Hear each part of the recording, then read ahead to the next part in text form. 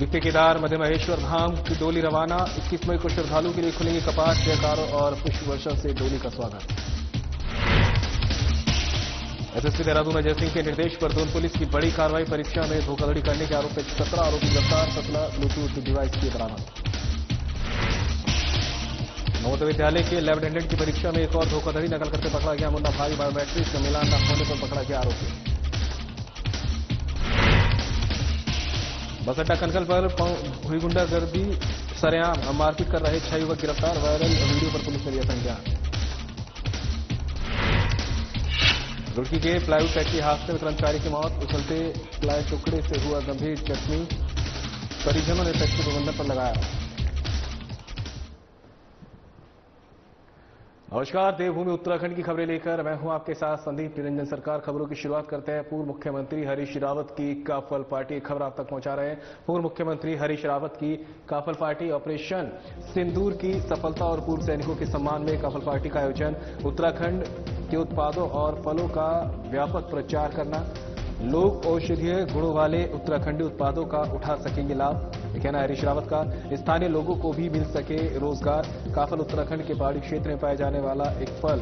कुछ लोगों के लिए वोकल फॉर लोकल है एक नारा, लेकिन हमारे लिए ये एक मिशन की तरह। उनका उद्देश्य स्थानीय उत्पादों को प्रमोट करना, जिससे स्थानीय लोगों को मिल सके रोजगार के अवसर। हरीश रावत ने बीजेपी पर भी साधा निशाना। काफल और मंडुए का नाम तक नहीं जानती थी बीजेपी पार्टी। मार्केट में अच्छे दामों पर बिक रहे हैं अब ये उत्पाद। इस मिशन को हमने शुरू किया और बीजेपी इसके पीछे पीछे चल रही है, कहना है हरीश रावत का।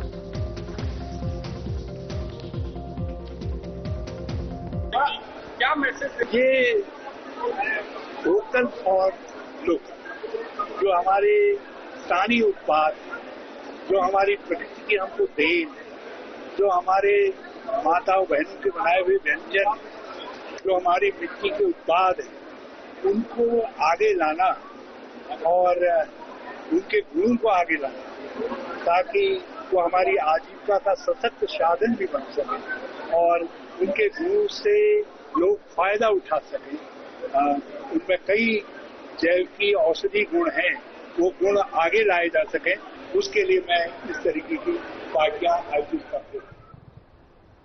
द्वितीय केदार विख्यात मध्य महेश्वर की दिव्य डोली ने अपने शीतकालीन गद्यस्थल ओंकारेश्वर मंदिर ऊखीमठ से मध्य महेश्वर धाम के लिए प्रस्थान किया। 21 मई को कर्क लग्न अनुसार भगवान मध्य महेश्वर के ग्रीष्मकालीन कपाट श्रद्धालुओं के दर्शनार्थ खोल दिए जाएंगे। भगवान मध्य महेश्वर मंदिर की उत्सव डोली ने 18 मई को ओंकारेश्वर मंदिर ऊखीमठ के मंदिर गर्भगृह से बाहर आकर ओंकारेश्वर मंदिर स्थित सभा मंडप में अवस्थान किया। वहीं आज 19 मई को उत्सव डोली में ऊखीमठ से प्रातः प्रस्थान किया। उत्सव डोली रात्रि विश्राम के लिए गृह रांसी स्थित राकेश्वरी देवी मंदिर पहुंचेगी। 20 मई को डोली राकेश्वरी मंदिर से प्रस्थान कर रात्रि विश्राम के लिए गोंडार पहुंचेगी। 21 मई को भगवान मध्य महेश्वर की उत्सव डोली ग्राम गोंडसार से प्रातः प्रस्थान करेगी, जिसके बाद कर्क लग्न में भगवान मध्य महेश्वर मंदिर के कपाट इस यात्रा काल के लिए श्रद्धालुओं के दर्शनार्थ खोल दिए जाएंगे। इस दौरान डोली के लिए पड़ावों में श्रद्धालुओं में उत्साह देखने को मिला। श्रद्धालुओं ने जयकारों और पुष्प वर्षा के साथ भगवान मध्य महेश्वर की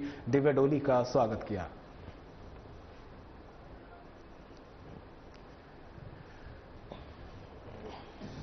सिद्धार्थनाम संवत्सरे उषामांता क्षेत्रांतर सिद्धार्थनाम संवत्सरे इष्टमासे कृष्णपक्षे सप्तम्यां सुपर्वणि महाअमृतवेलायां मह तथा च सप्तवासान् परीक्षितचन्द्रवासरे मुकुलविष्टायां अद्य चिन्तने धर्मावतार धर्ममूर्ति पंडित श्री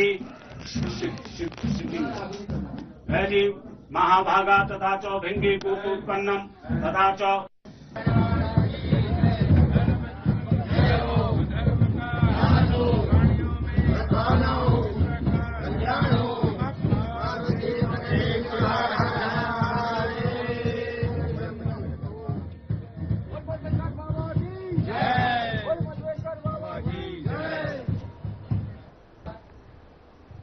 एसएसपी देहरादून अजय सिंह के निर्देश पर दून पुलिस ने बड़ी कार्रवाई की है। नवोदय विद्यालय की लैब अटेंडेंट परीक्षा के दौरान 2 अलग अलग परीक्षा केंद्रों से इलेक्ट्रॉनिक डिवाइस के साथ 17 अभ्यर्थियों को पुलिस ने गिरफ्तार किया है।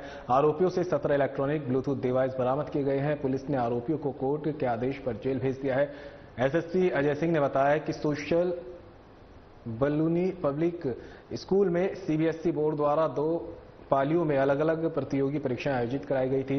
इस दौरान नवोदय विद्यालय समिति लैब अटेंडेंट की प्रतियोगी परीक्षा के दौरान अभ्यर्थियों द्वारा अनुचित साधनों का प्रयोग करने की गोपनीय सूचना मिली, जिस पर पुलिस ने शीघ्र कार्रवाई करते हुए आरोपियों को परीक्षा केंद्र से गिरफ्तार किया है। आरोपियों के खिलाफ कोतवाली, पटेल नगर और डालनवाला में 3 अलग अलग मुकदमे दर्ज किए गए हैं। एसएसपी ने यह भी बताया कि आरोपियों से उनके साथियों के बारे में पूछताछ की जा रही है। इनका सॉल्वर कौन था और कहां से इनके साथ ऑनलाइन होना था, इसकी जांच भी की जा रही है।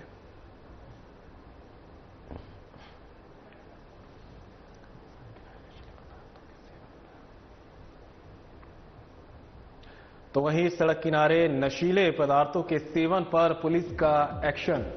ऑपरेशन मर्यादा के उल्लंघन पर 9 पर्यटकों पर हुई कार्रवाई। नरेंद्र नगर थाना क्षेत्र अंतर्गत पर्यटक खुलेआम कर रहे नशीले पदार्थों का सेवन। मामला संज्ञान में आते ही थाना प्रभारी गोपाल दत्त भट्ट ने पर्यटकों को सिखाया सबक। पूरे उत्तराखंड में ऑपरेशन मर्यादा का उल्लंघन नहीं करने की दी हिदायत। फटकार लगाने के बाद सभी पर्यटकों पर लगाया भारी भरकम जुर्माना। थाना प्रभारी गोपाल दत्त भट्ट ने दी अहम जानकारी।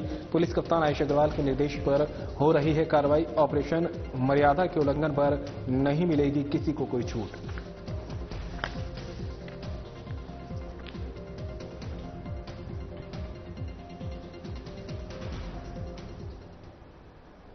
नवोदय विद्यालय के लैब अटेंडेंट की परीक्षा में एक और धोखाधड़ी का मामला प्रकाश में आया है। दूसरे के स्थान पर परीक्षा दे रहा मुन्ना भाई को दून पुलिस ने गिरफ्तार किया है। बता दें, सीबीएसई द्वारा पोस्ट लैब असिस्टेंट परीक्षा थाना कैंट क्षेत्र के केंद्रीय विद्यालय FRI में आयोजित हुई थी। परीक्षा में द्वितीय पाली में आयोजित की जा रही परीक्षा के दौरान एक अभ्यर्थी दूसरे अभ्यर्थी की परीक्षा देते हुए पकड़ा गया, जो बायोमेट्रिक उपस्थित से न मिलान होने पर पकड़ा में आया है। पुलिस ने आरोपी के खिलाफ सख्त नकल विरोधी कानून की तर्ज पर केंद्र द्वारा लागू किए गए नए सख्त कानून के अंतर्गत मुकदमा दर्ज किया है। आरोपी से पुलिस कड़ी पूछताछ कर रही है। फिलहाल पुलिस ने आरोपी को कोर्ट के आदेश पर जेल भेज दिया है।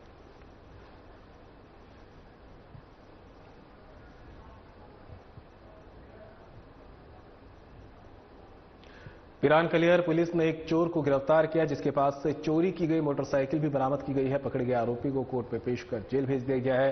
थाना प्रभारी रविंद्र कुमार ने बताया कि नागल पालूनी निवासी धर्मवीर ने अपनी मोटरसाइकिल चोरी होने की शिकायत की थी, जिस पर मुकदमा दर्ज कर चोर की तलाश शुरू कर दी गई थी। मुखबिर की सूचना पर चेकिंग के दौरान गंगनहर पटरी से चोरी की गई मोटरसाइकिल के 7 आरोपी दिलशाद निवासी मुजफ्फरनगर यूपी को गिरफ्तार कर जेल भेज दिया गया है।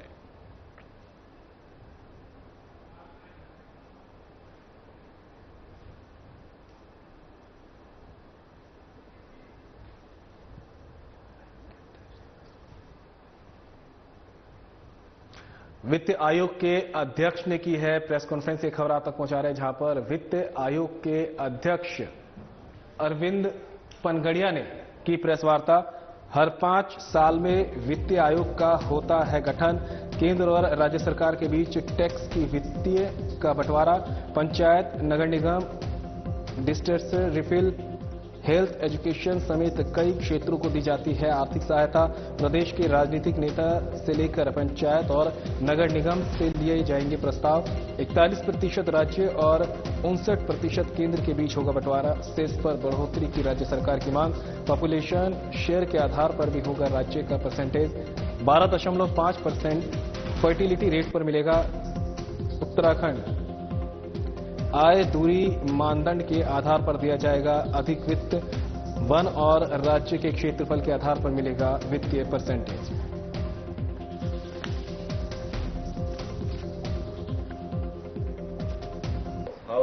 How the overall divisible pool should be divided between center and states, and then whatever is the state share in the divisible pool, how should that be divided among the states. Finance Commission is also asked to make recommendations on some of the grants.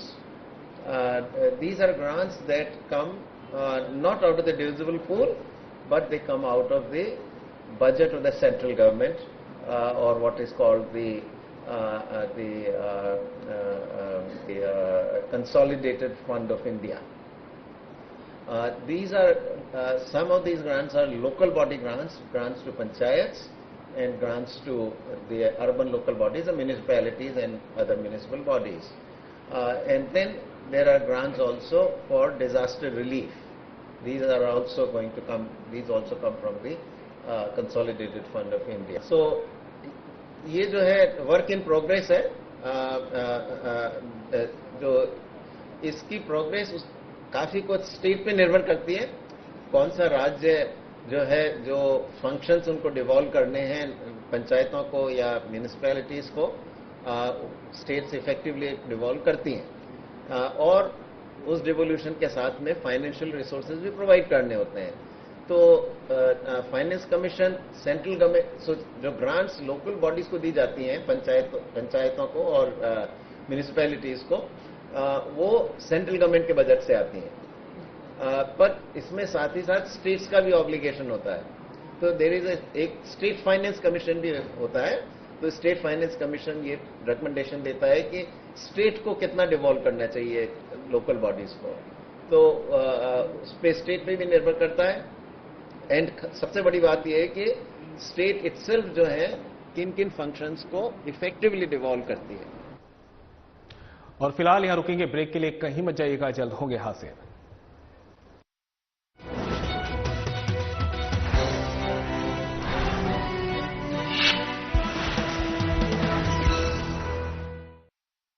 Uttarakhand, जिसे देवभूमि कहा जाता है, अब आध्यात्मिकता और आर्थिक विकास का केंद्र बनता जा रहा है. प्रधानमंत्री नरेंद्र मोदी के विजन को साकार करते हुए उत्तराखंड सरकार ने पिछले 3 वर्षों में राज्य को एक स्पिरिचुअल हब बनाने की दिशा में ऐतिहासिक कदम उठाए हैं. ऋषिकेश को योग नगरी के रूप में नई पहचान मिली है. दुनिया भर से साधक यहां योग और ध्यान सीखने आ रहे हैं. यहाँ के आश्रम और संस्थान इसे वैश्विक योग केंद्र बना रहे हैं. केदारनाथ और बद्रीनाथ धाम के पुनर्निर्माण से न सिर्फ श्रद्धालुओं को सुविधाएं मिल रही हैं, बल्कि स्थानीय रोजगार के अवसर भी बढ़े हैं. पर्यटन में भारी वृद्धि देखी गई है, जिससे राज्य की अर्थव्यवस्था को नया बल मिला है. अब सरकार हरिद्वार और ऋषिकेश में गंगा कॉरिडोर विकसित कर रही है, जो भारत और दुनिया के आध्यात्मिक यात्रियों के लिए एक अद्वितीय अनुभव लेकर आएगा. ये प्रोजेक्ट गंगा के किनारों पर एक नया धार्मिक और सांस्कृतिक केंद्र विकसित करेगा. 4 धाम यात्रा को सुगम बनाने के लिए सड़कों का चौड़ीकरण, हेली सेवाओं का विस्तार और डिजिटल सुविधा केंद्र स्थापित किए गए हैं, जिससे लाखों श्रद्धालु बिना किसी परेशानी के यात्रा कर पा रहे हैं. उत्तराखंड अब आध्यात्मिकता और विकास का संगम बन रहा है. हम देवभूमि को विश्व भर में एक नई पहचान दिलाने के लिए प्रतिबद्ध हैं. उत्तराखंड अब सिर्फ देवभूमि ही नहीं, बल्कि विश्व आध्यात्मिक केंद्र बनने की ओर तेजी से अग्रसर है. योग, ध्यान, पर्यटन और विकास के इस नए युग में देवभूमि नए आयाम छू रही है. देवभूमि, आध्यात्म और आर्थिक प्रगति की नई राह.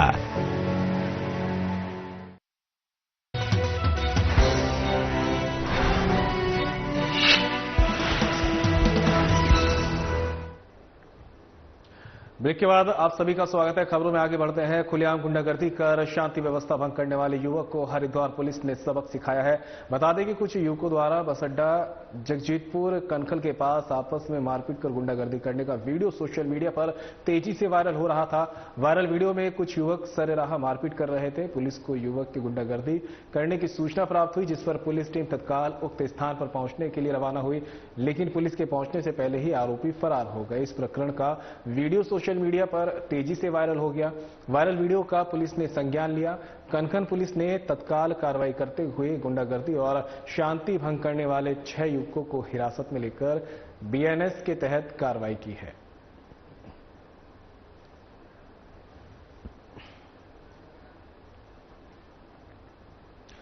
प्लाईवुड फैक्ट्री में काम करते समय एक कर्मचारी की दर्दनाक मौत हो गई. कर्मचारी की मौत के बाद परिजनों ने फैक्ट्री प्रबंधन पर गंभीर आरोप लगाए हैं.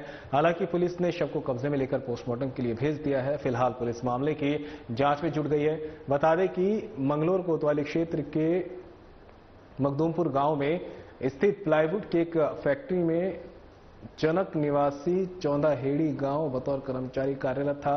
जनक फैक्ट्री में मशीन पर काम कर रहा था। इसी दौरान तेजी से उछलता हुआ प्लाई का टुकड़ा सीधे उसके चेहरे पर जा लगा। फैक्ट्री में काम कर रहे अन्य साथियों ने उसे तत्काल उपचार के लिए रुड़की के एक निजी अस्पताल पहुंचाया, जहां पर डॉक्टरों ने उसे मृत घोषित कर दिया। हादसे की सूचना मिलते ही मृतक के परिजन हॉस्पिटल पहुंचे, जहां उन्होंने जमकर हंगामा किया। मृतक के परिजनों ने फैक्ट्री प्रबंधन में आरोप लगाते हुए कहा कि फैक्ट्री में किसी भी प्रकार के सुरक्षा मानकों का पालन नहीं किया जाता है। उनका कहना है कि ना तो फैक्ट्री में कर्मचारियों को हेलमेट दिए जाते हैं और न ही अन्य कोई सुरक्षात्मक उपकरण उपलब्ध कराए जाते हैं। परिजनों ने फैक्ट्री प्रबंधन के खिलाफ सख्त कार्रवाई की मांग की है। वहीं एसपी देहात शेखर चंद्र सुयाल ने बताया कि शव को पोस्टमार्टम की कार्रवाई के लिए भेज दिया गया है। पूरे मामले की बारीकी से जांच की जा रही है।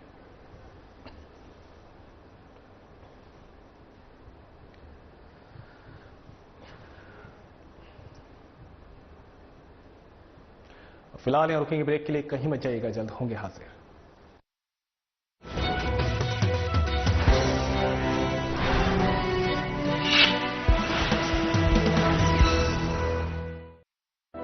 उत्तराखंड सरकार ने बीते 3 वर्षों में राष्ट्रीय शहरी आजीविका मिशन, प्रधानमंत्री स्वनिधि योजना, प्रधानमंत्री आवास योजना जैसी योजनाओं को सफलतापूर्वक लागू किया है। इन योजनाओं के माध्यम से शहरी गरीबों को रोजगार, वित्तीय सहायता और आवासीय सुविधाएं प्रदान की गई हैं, जिससे उनकी आजीविका बेहतर हुई है। राष्ट्रीय शहरी आजीविका मिशन के तहत स्वरोजगार, कौशल विकास और महिला सशक्तिकरण को बढ़ावा दिया गया है। सैकड़ों युवाओं को विभिन्न उद्योगों में प्रशिक्षित कर स्वरोजगार के लिए प्रेरित किया गया है। प्रधानमंत्री स्वनिधि योजना के तहत छोटे व्यापारियों को 10,000 से 50,000 तक के बिना गारंटी ऋण उपलब्ध कराए गए हैं। इससे उत्तराखंड में हजारों स्ट्रीट वेंडरों को डिजिटल लेन देन और व्यापार विस्तार में मदद मिली है। मुझे 10,000 का लोन मिला था, फिर 20,000 का मिला है, अब 50,000 का मिला है। इससे मेरी आजीविका बहुत अच्छी चल रही है। मैं अपने परिवार के साथ बहुत खुश हूँ। हम लोगों को रेडी पट्टी वाले को लोन प्राप्त हुआ, जिससे बहुत सुविधा मिला। पहले तो 10,000 का लोन मिला था, उसके बाद 50,000 का लोन मिला। प्रधानमंत्री आवास योजना के तहत 50,000 से अधिक घरों का निर्माण हुआ, जिसमें निम्न और मध्यम वर्गीय परिवारों को किफायती आवास मिले हैं। स्मार्ट सिटी योजनाओं के तहत शहरी बुनियादी ढांचे को भी सुदृढ़ किया गया है। उत्तराखंड सरकार शहरी विकास को सिर्फ बिल्डिंग और सड़क निर्माण तक सीमित नहीं रख रही, बल्कि आम नागरिकों की आजीविका को भी मजबूत बना रही है। आने वाले वर्षों में ये योजनाएं आर्थिक समृद्धि, आत्मनिर्भरता और स्वच्छ हरित शहरी जीवन की नई मिसाल पेश करेंगी। आत्मनिर्भर शहर, सशक्त उत्तराखंड, विकास की नई उड़ान।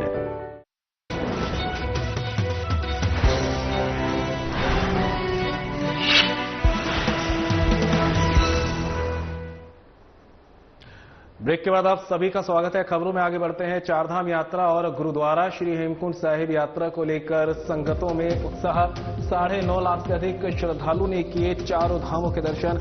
1,79,000 से अधिक मां यमुना और 1,68,000 से अधिक श्रद्धालु ने किए गंगोत्री धाम के दर्शन। 3,80,000 से अधिक श्रद्धालु बाबा केदार के कर चुके दर्शन। 2,12,000 से अधिक श्रद्धालु ने किए भगवान बद्री विशाल के दर्शन। भारी संख्या में श्रद्धालु यात्रा के लिए करा रहे हैं पंजीकरण। गुरुद्वारा श्री हेमकुंड साहिब यात्रा को लेकर अंतिम दौर पर तैयारियां। 25 मई को खुलेंगे गुरुद्वारा श्री हेमकुंड साहिब के कपाट।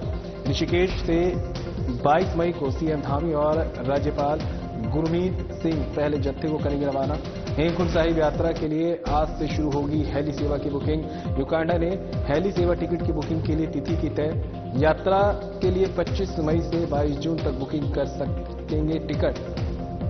हेमकुंड साहिब के लिए गोविंद घाट से घाघरिया तक हेली सेवा संचालित। हेली बुकिंग के लिए यात्रा पंजीकरण होना अनिवार्य। यात्रा में की गई व्यवस्थाओं पर श्रद्धालु गदगद। सीएम धामी का कर रहे धन्यवाद। यात्रा पर मुख्य सेवक धामी की पैनी नजर। श्रद्धालुओं की सुविधाओं में किए हैं खास इंतजाम।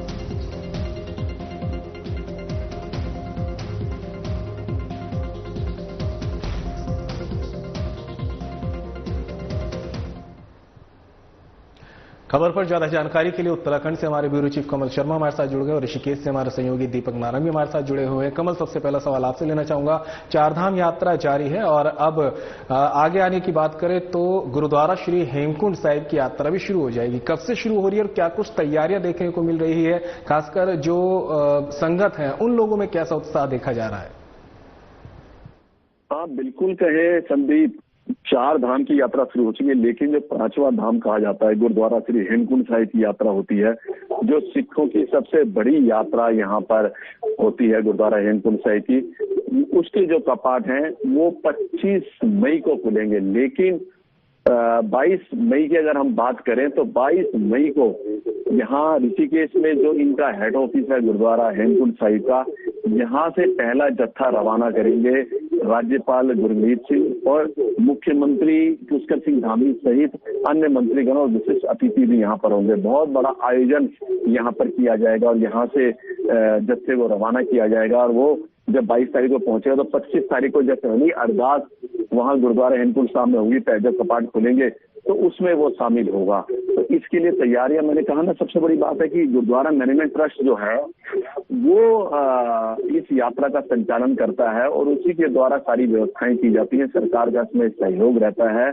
जगह जगह इनके रास्ते में गुरुद्वारे हैं, वहां पर संगतें रुकती हैं, जहां पर खाने पीने की, लंगर की और मेडिकल सुविधा भी इनकी तरफ से मुफ्त वहां पर फ्री सुविधा होती है। तो हम लगातार देख रहे हैं कि काफी उत्साह और काफी देश के कोने कोने से सिख यात्री यहाँ पर पहुंचते हैं, क्योंकि पाकिस्तान से भी यहाँ पे, लेकिन इस बार जो तनाव है मुझे लगता नहीं कि पाकिस्तान से भी जत्था यहाँ पर पहुंचेगा, लेकिन मेनली पंजाब कहें हम, दिल्ली कहें और यूपी के और अन्य डिस्ट्रिक्टों और अन्य जो प्रदेश हैं वहां से भी सिखों की बहुत बड़ी संख्या यहाँ पर पहुंचती है, जो गुरुद्वारा हेमकुंड साहिब वहां पहुंचते हैं, गुरु के लंगर वहां लेते हैं, आशीर्वाद प्राप्त करते हैं, सरोवर है वहां पर स्नान करते हैं। बताया जाता है गुरु गोविंद सिंह ने यहाँ पर इस जगह यहाँ पर तपस्या की थी और इस जगह की बड़ी मान्यता है यहाँ पर, और काफी अधिक संख्या में, लाखों की संख्या में सिख श्रद्धालु यहाँ पर पहुंचते हैं।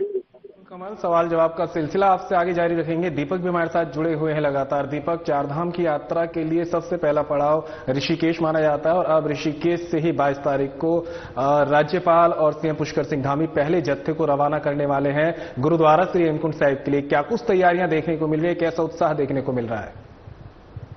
कि हेमकुंड साहिब यात्रा जो है उसमें केवल देश ही नहीं बल्कि विदेशों के भी जो है श्रद्धालु यहाँ पर जो है दर्शनों के लिए पहुंचते हैं और हर साल जो है यहाँ पे पाकिस्तान से भी जो जत्था है वो यहाँ पे जरूर आता है। लेकिन इस बार जो है यहाँ पर भारत और पाकिस्तान के बीच जो इस समय पे जो मुश्किलें बनी हुई है उसको देखते हुए ऐसा नहीं लग रहा है कि पाकिस्तान का जत्था इस बार यहाँ पर पहुंचेगा। लेकिन अगर बात करें हम भारत के श्रद्धालुओं की, उन श्रद्धालुओं में काफी उत्साह है और वो इस बात के इंतजार में है कि आखिरकार कब श्री हेमकुंड साहिब धाम के कपाट खुलेंगे और वो दर्शनों के लिए जो है ऋषिकेश पहुंचेंगे। अभी से गुरुद्वारा श्री हेमकुंड साहिब में जो है लगातार भारत के कोने कोने से जो है फोन की घंटियां बज रही हैं और वो जानकारी ले रहे हैं कि क्या रजिस्ट्रेशन की यहाँ पे सुविधाएं हैं, क्योंकि ऑनलाइन रजिस्ट्रेशन की सुविधा तो सरकार ने पहले ही दी हुई है, लेकिन ऑफलाइन रजिस्ट्रेशन किस प्रकार होगा इस प्रकार की जानकारियां यहाँ पे ली जा रही हैं। मौसम को लेकर के भी सरकार की तरफ से बहुत अच्छे अपडेट्स हैं, इसलिए उम्मीद है कि ये 22 तारीख को मुख्यमंत्री पुष्कर सिंह धामी और राज्यपाल जो यहाँ पे पहले जत्थे को रवाना करेंगे उसमें श्रद्धालुओं की संख्या जो है बहुत ज्यादा अधिक होगी। हर साल इसी प्रकार से यहाँ पे हरी झंडी दिखाकर पहले जत्थे को रवाना किया जाता है, उसमें बहुत उत्साह देखा जाता है। जो बोले सोनिहाल के जो नारा होता है, जो गूंज होती है वो पूरे गुरुद्वारे में देखने को मिलती है और यहाँ से लेकर के जोशीमठ और गुरुद्वारे तक जितनी भी तमाम व्यवस्थाएं हैं वो यहाँ पे गुरुद्वारा श्री हेमकुंड साहिब ट्रस्ट प्रबंधन की ओर से पूरी कर ली गई है। चाहे या श्रद्धालुओं के रहने की व्यवस्था, उनके ठहरने की, खाने की, पीने की सारी व्यवस्था वहाँ पे पूरी कर चुके हैं और सिर्फ सरकार का और गुरुद्वारा श्री हेमकुंड साहिब ट्रस्ट का सिर्फ अपने श्रद्धालुओं से सिर्फ एक ही निवेदन है कि वो रजिस्ट्रेशन कराने के बाद ही जो है वहाँ पर जो है गुरुद्वारा श्री हेमकुंड साहिब ऋषिकेश से जो है अपनी यात्रा रवाना करें और मौसम का अपडेट अपने साथ जरूर रखें, क्योंकि मौसम विभाग जो है प्रतिदिन मौसम का अपडेट दे रहा है चारधाम यात्रा को लेकर और अभी तक यात्रा जो है वो सुचारू रूप से चल रही है चारधाम यात्रा की और उम्मीद है कि हेमकुंड साहिब की यात्रा भी बहुत अच्छी चलेगी।